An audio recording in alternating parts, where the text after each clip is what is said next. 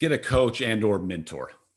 I probably think it's self-serving saying getting a coach, but it may be a little self-serving, but it's also, I'm speaking from experience because I have benefited tremendously through the years by having tremendous coaches, but also have had some mentors. If you're not in a place where you can hire a coach, look up people in your industry, look up people that are doing what you're doing, look at people that have there are successful at what you're trying to do, and just contact them.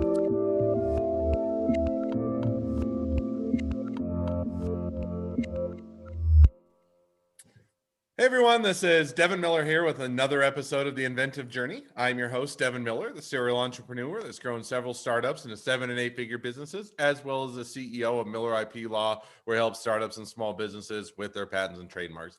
You ever need help with yours? Just go to strategymeeting.com. We're always here to help.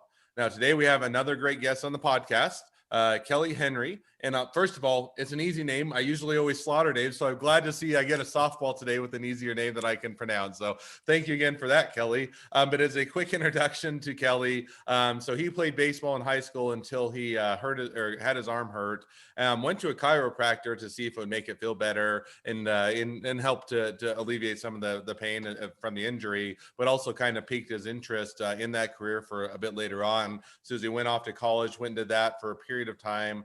I think dropped out, worked in manual labor for a year, decided to then go to chiropractor school. And then afterwards moved to Phoenix, hung out his own shingle, didn't know how hard it was to run a business or what it was all entailed. Eventually moved to New Mexico, bought a practice, found out about client or customer service is really the key to a lot of the industry. Did that for over 20 years, sold the practice, and now it's kind of moved into a bit of a coaching role to focus on customer services or service, I think primarily for chiropractors, but maybe broader with customer service and that. And I'll let you talk a little bit about that. But with that much as an introduction, welcome on the podcast, Kelly. Hey, thanks, Devin. I appreciate the opportunity. Absolutely. So I just gave kind of the quick high level 30-second overview of a much longer journey, but take us back a little bit in time to high school and kind of how things all got started for you. Well, like you mentioned, I played baseball like a lot of teenage boys do, and I was a pitcher. Couldn't throw the ball more than just a few times. My arm just felt like it was about to fall off. So went the medical route. Just could never get anything figured out. My mom had been a longtime chiropractic patient. Decided, hey, let's go check. Let's go to the chiropractor. It can't hurt anything. And lo and behold, I had some issues in my neck with the nerves coming out of my neck going to my arm. Got that cleared up, and I said, hey, this is kind of neat. Maybe I should look into this career. And we also had a friend of the family that lived in a different community, but he was a chiropractor, and we were around him fairly frequently. But he had all the toys, the house on the lake, the boat, the snowmobiles, all the fun stuff. And I looked at him and said, "Hey, this guy's making some pretty decent cash. Maybe this chiropractic thing." Could be pretty financially beneficial as well. So that was probably more of my motivation than the fact that my arm was healed initially. But that ultimately is what started my journey into the chiropractic world. So now, you kind of have that initial experience in high school, and you say, first you go to a chiropractor, it feels better. You also see they have a good career lifestyle, and they can have, some of the nicer things in life and be able to afford a good lifestyle and that. So you said, okay, all of that is, kind of works to interest you or pique your interest for a bit. Now you went to college, I think you said for about a year or so, and then you dropped out. So how did that go as far as your experience with college and then deciding to not to pursue it, at least from that angle, for a period of time? Yeah, I went to college, and again, like a lot of males that go to college and get away from home, they don't make the best decisions. And it's not that I failed out, but I did pretty poorly. And I just decided, I don't know if this college thing is for me. And so I ended up dropping out and broke my mom's heart. Got a job doing manual labor and did that for about 9 months. And this is in Colorado, so I was digging ditches and mowing lawns. And then when the weather came in, I was shoveling snow and raking leaves and just stuff like that. And I quickly realized that I didn't want to do that the rest of my life. And so I decided to jump back into college.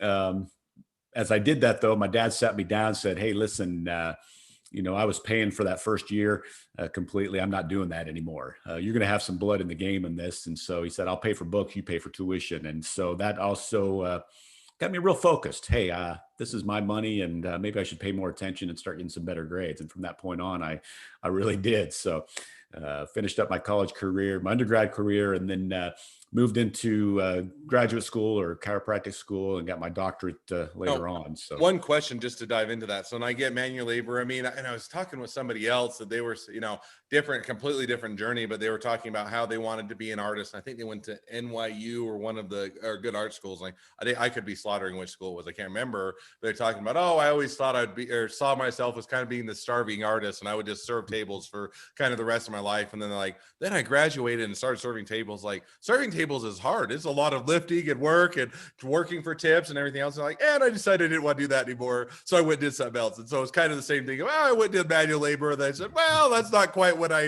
envisioned. Let's go back and do something else. But as you go back into college, was it with the idea, now I am going to be a chiropractor, and that's kind of what you set your sights on? Or kind of how did you, after you did manual labor and decided to go back to school, how did you decide where you wanted to go? well, actually, I didn't go back in that second go around with the focus on being a chiropractor. I was kind of undecided, maybe, do something in the business realm. I wasn't really sure. So I was just taking general studies. And then finally, I just decided after looking at career paths and whatnot that, what, I do want to be a chiropractor. That really intrigues me. That's what I want to focus on. So it took me about oh, probably another year before I finally decided to, what, let's narrow down and get serious about being a chiropractor. So now you narrow it down and you go through school, you get the degree, or you have to get the undergraduate, and then you go off and even do more schooling, and you finally make your way all through schooling. You probably have some student loans or debt or otherwise accumulated, and you come out. And I think you said you initially went to Phoenix after you graduated. Is that right? I did. So was married, had our first child at that point once I graduated chiropractic school. I'm from Colorado. My wife's from New Mexico, but we wanted to live in Phoenix. So we packed everything up, packed the family up, headed to Phoenix, didn't know a soul, didn't have any family there, didn't have any acquaintances, friends, anything. Just a dream and an idea that, hey, that's where we want to live and we want to make millions there. So get out to Phoenix and found an office to work in. It was a clinic that had several chiropractors, but we all had our own businesses. So it was nice in the sense that I could learn from the other chiropractors, and it kept overhead low, but I still had to build my own business and bring in my own patients. And I failed pretty miserably at that. I went in very naive. I like to say I didn't know enough to know what I didn't know about starting a business, about attracting patients and doing those type of things. So it was tough. We were there for not quite a year, but it was a difficult time in the sense of not making money, not creating wealth, not getting patients in. But it was invaluable in the experience that I gained from some of the mentors, some of the chiropractors that I worked with to they really gave me a foundation to move forward and to be much more successful once I moved on from Phoenix. So now you did that for a period of time in Phoenix, and and that's I think with a lot of businesses you get into, and you say, oh, it's not that hard. I've seen other people do it, or I'll figure it out. And there's a lot that goes into business that you don't think about. Everything from marketing and sales and payroll and hiring and firing and doing customer service, doing the actual work and following up and scheduling and all those things. And until you get into it, you don't realize that everything that oftentimes goes into it. So I think that that realization is one that often hits people, and then you fail and you bounce back, or you have to figure it out, or you pivot and navigate. So you did that for a period of time, and then you said, okay, I learned a lot, had some great mentors. Now, what made you decide to get out and try and go buy a practice in New Mexico as opposed to continuing to try and to make the current one work? We were just in a, kind of a low spot there in Phoenix. Just struggling to get by.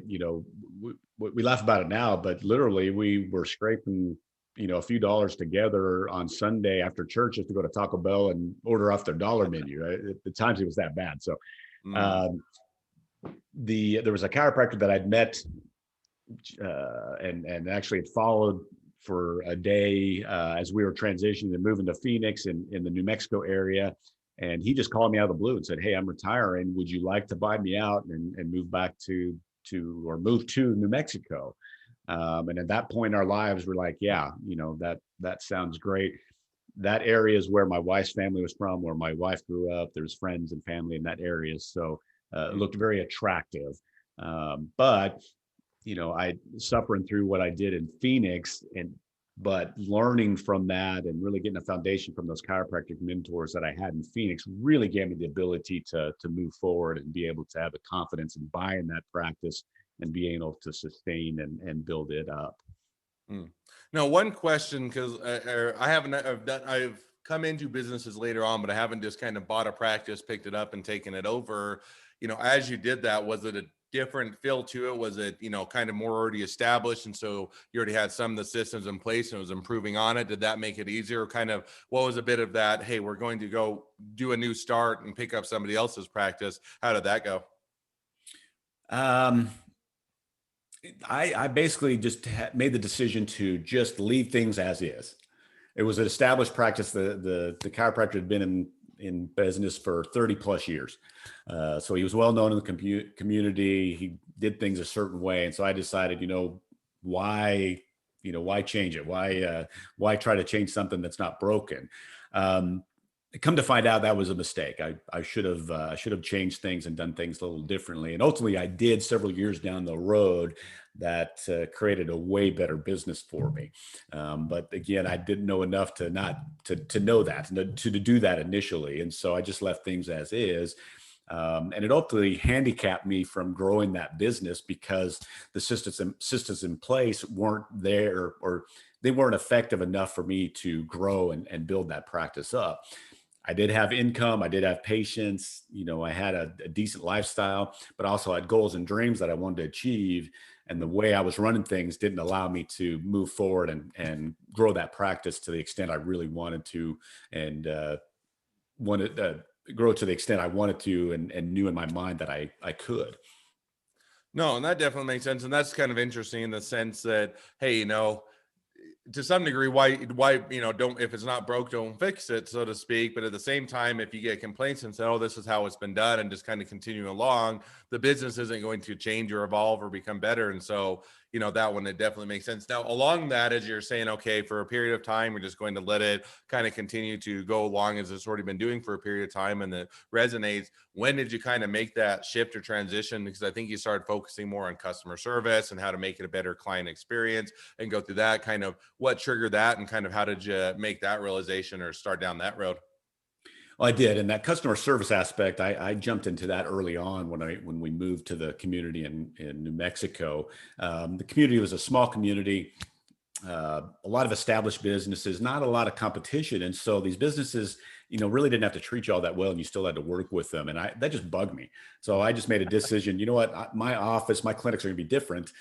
And I didn't do it from the standpoint of this is going to help me grow them. It's just I did it from the standpoint of we're going to be different than these other businesses and treat our patients better. So I used that early on, but I just didn't have the proper systems in place to grow, like I mentioned earlier. So I was just struggling along, and I'm trying to achieve these goals, and nothing's happening, and I'm throwing stuff at the wall, trying to get things to grow and change, and just couldn't ever get anything started. And this went on for about 4 years. And finally, one of my chiropractic buddies that we'd gone through school and graduated together, his practice was taken off. And so I was like, well, what are you doing? He says, well, I hired a consulting firm and have a coach now. And they're awesome. You should really try them out. So I contacted them and got a hold of them, and liked what they had to offer. And so hooked in with them, and they immediately helped me start to use their system, because it was proven and they had a great track record. Put the system in place, do it this way, trust the process, and see what happens. Mm. And lo and behold, that's what I needed, and practice took off, and I never looked back. So you did that. And now was it just a one-time iteration? Let's figure it out and how to make a better customer service. Or was it kind of, if you're like me and I'm reading into it a bit, you're always looking, once you do it, it's not an ongoing, hey, we figured out what the client or customer journey is and now we're done, but it's always looking for ways to improve that, make them, used, whether it's technology or just, how you do things and how you approach things, and always kind of look to improve that or make it better. Was that kind of the case for you, or kind of as you're figuring out that 20 years or so of practice, how did things evolve for you? Yeah, well, like you said, it did evolve, and it was always looking at how can we improve, how can we be better, how can we serve the patients better. One of my and actually I learned this philosophy from that first consulting firm I hired was you're either green and growing or ripe and rotting. So I didn't want to be ripe and rotting. I needed to be green and growing and continue to improve, never ending and continuous improvement. And so I really tried to place that, into every piece of the business, not just customer service, but that was a huge piece. And it was making a better experience for the patient or the customer, for those listening, but it was also making it a better place for my employees. It was, how can we be better in the community as a whole?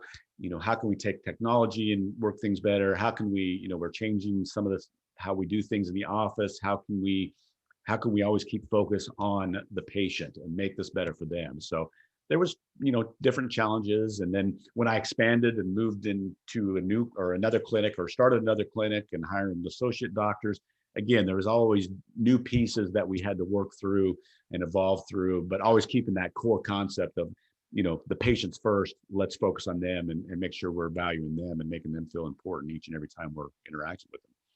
No, and I think that, and what's interesting is focusing customer service, because another industry that is horrible for customer service is the legal industry. I mean, there is very little thought. I mean, most of the time we give an example, industry average. Once you reach out to an attorney, no matter what it is, text, email, your potential client, your current client, anything, industry average is 3 to 5 days before they even respond back to you. Meaning if you leave a message, you give them a call, you shoot them an email, a text, whatever, you could do it on Monday and you may not hear back till Friday or Monday of the following week, which is horrible. And so it's interesting. And yet it's how people kind of, as you said, the industry gets stagnant. It's what they're always used to. And it leads for a lot of opportunity. But the other thing that's interesting is you don't know what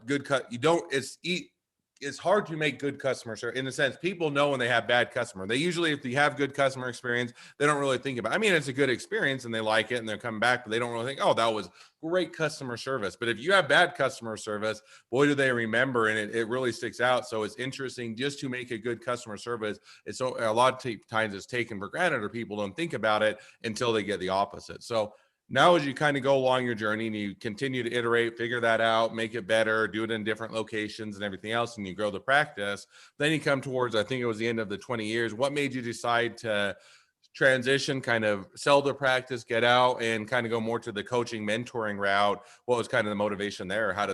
What made that arise? You bet. Before I answer that, I want to touch on a point you just made as far as the bad customer service. And a lot of that goes on.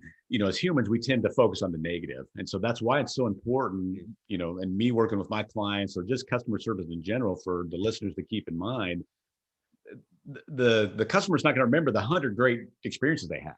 They're going to remember that one bad. And when you have that bad, they lose confidence and it creates a wandering eye. So you have to be so careful. You have to be so consistent that each and every interaction is good.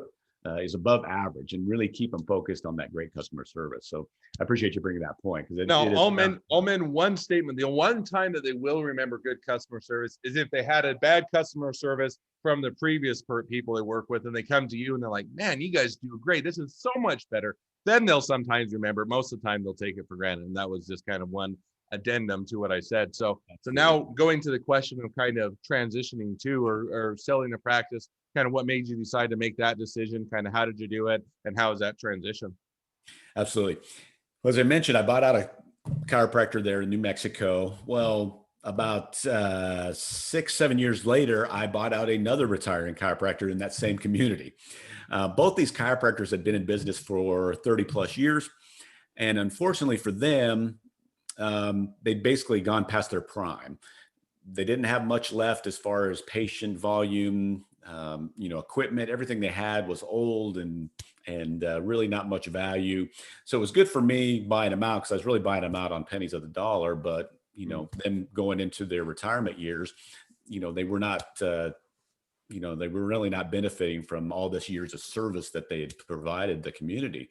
So I made a mental note that I wasn't going to be like that. If I got the desire to go ahead and retire and move out of practice, I was going to do it at my pinnacle or at a high spot, as opposed to letting things die down to the end of my career and then just basically giving things away.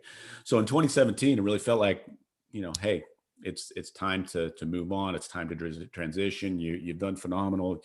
You've got a great product to sell, so it's time to move. I've had coaches for years. Like I just mentioned, 2003 was the first time I hired a coach for my business. I've had several business coaches. I've had personal coaches. I've had coaches for different aspects of my life. And obviously I've seen the impact on that. And then the customer service realm of my chiropractic clinics, again, I've seen how impactful that is and how that just incredibly benefited my business and helped it grow to extraordinary heights. So when I retired, I knew I wanted to coach because how impactful that can be.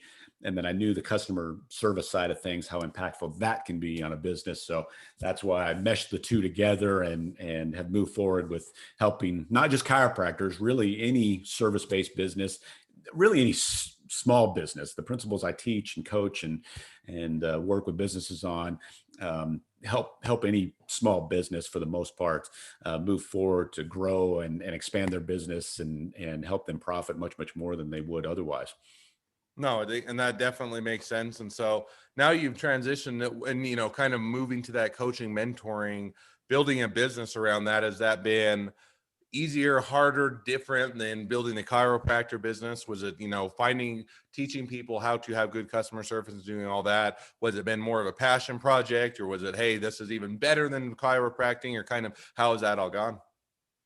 Um, I love being a chiropractor and working with patients. So I do miss that aspect of just that constant interaction. So I miss that. Not having somebody to be in front of just every few minutes type of thing. But I love what I'm doing now too, and just seeing the impact it's making in these in my clients' businesses. It's so important. It's so valuable.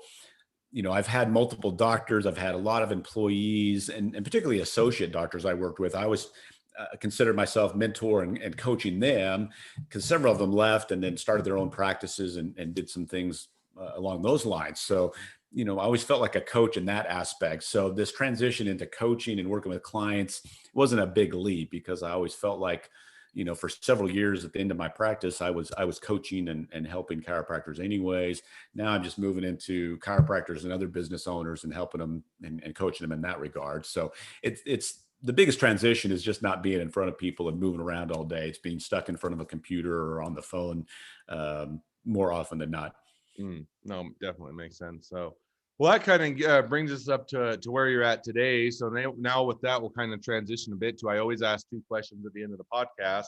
So we'll jump to those now. So the first question I always ask is, along your journey, what was the worst business decision you ever made? And what did you learn from it?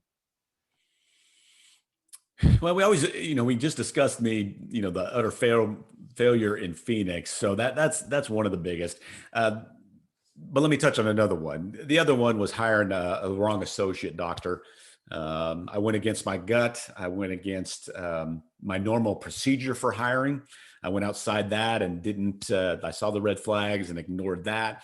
And I went outside what my spouse, what she said. And so I have no one to blame but myself on that situation. And that came back to bite me pretty hard, to the point of, we had some legal wrangling at the end of things, unfortunately. But I live by the philosophy of, live and learn. So just take that as a lesson learned, and move forward more intelligently. I can use that experience to help my clients make better decisions as well. But that's one that I've kicked myself several times for, because I went against what I knew what was right and still made the wrong decision. No, and I think that definitely makes sense. Hiring is always interesting. When you get into hiring, you learn more as you do more hiring, in the sense that it always looks easier when you're not doing the hiring. Oh, I can read people. I know what they're going to do. And then I always, even beyond that, reading people and thinking you'd be a good hire, at least for me, and I'm speaking out of my area, my experiences, I always thought, hey, everybody's going to work as hard as I am, and everybody's going to have the same work ethic. They're going to get in, they're going to want to build it, they're going to want to get it done and everything else. And then you get in there and some people are that way and some people are not. And so kind of all of that is always, hiring is always hard to do it. And it can be one where it can be a great asset of the company, or it can be a great anchor that you're having to fix and learn from. So I definitely get that one on that mistake and learning from it. Absolutely. Second question I always ask, which is, if you're now talking to somebody that's just getting into a startup or a small business, what'd be the one piece of advice you'd give them? Get a coach and or mentor. I probably think it's self-serving saying getting a coach, but it may be a little self-serving, but it's also, I'm speaking from experience because I have benefited tremendously through the years by having tremendous coaches, but also have had some mentors. If you're not in a place where you can hire a coach, look up people in your industry, look up people that are doing what you're doing, look at people that are successful at what you're trying to do, and just contact them. Say, hey, I'm trying to do this too. I see your success. I admire your success.